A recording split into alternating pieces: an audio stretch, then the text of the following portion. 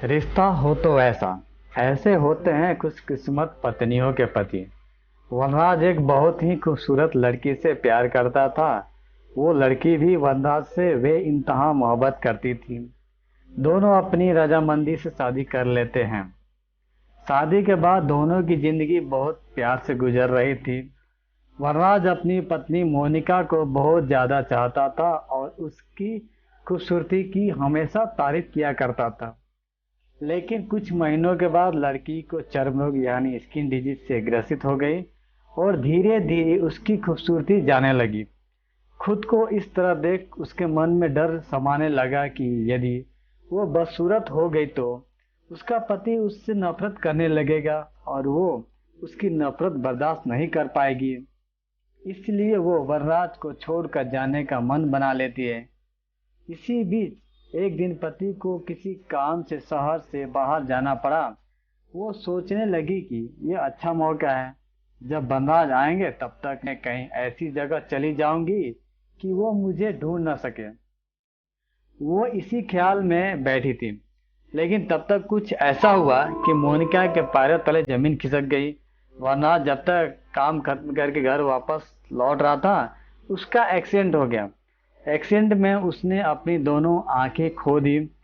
तब मोनिका को महसूस हुआ कि अब वनराज को उसकी बहुत जरूरत है।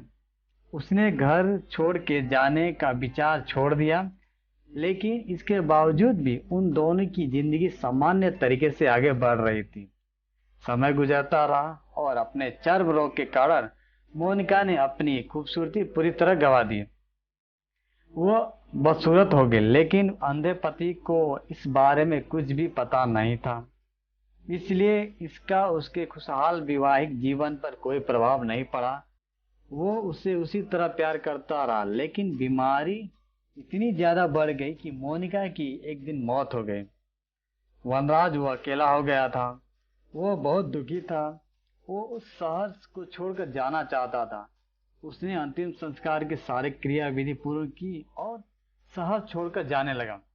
तभी उसके सामने एक दोस्त ने पीछे से उसे पुकारा और पास आकर कहा, अब तुम बिना सहारे कैसे अकेले चल पाओगे? इतने साल तो तुम्हारी पत्नी तुम्हारी मदद किया करती थी। पति ने जवाब दिया, दोस्त मैं अंधा नहीं हूँ, मैं बस अंधा होने का नाटक कर रहा था, क्योंकि यदि मेरी पत्नी को पता चल जाता कि मैं उसकी बदसूरती देख सकता हूँ तो यह उसके रोग से ज्यादा दर्द देता। इसलिए मैंने इतने साल अंधे होने का दिखावा किया। वो बहुत अच्छी पत्नी थी, मैं बस उससे खुश रखना चाहता था। शायद हम दोनों का साथ यहीं तक का था। इतना कहकर वो फूट फूट कर रोने लगा। दोस्तों, सच पूछो तो सच में पति पत्नी का रिश्ता ऐसा ही होना चाहिए। हमें इस कहानी से सीख मिलती है कि खुश रहने के लिए हमें भी एक दूसरे की कमियों के प्रति आंखें बंद कर लेनी चाहिए, नज़रअंदाज कर देना चाहिए।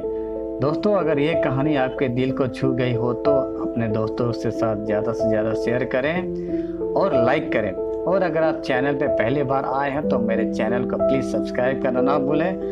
कहानी पूरी देर सुनने के लिए धन्यवाद। राधे राधे।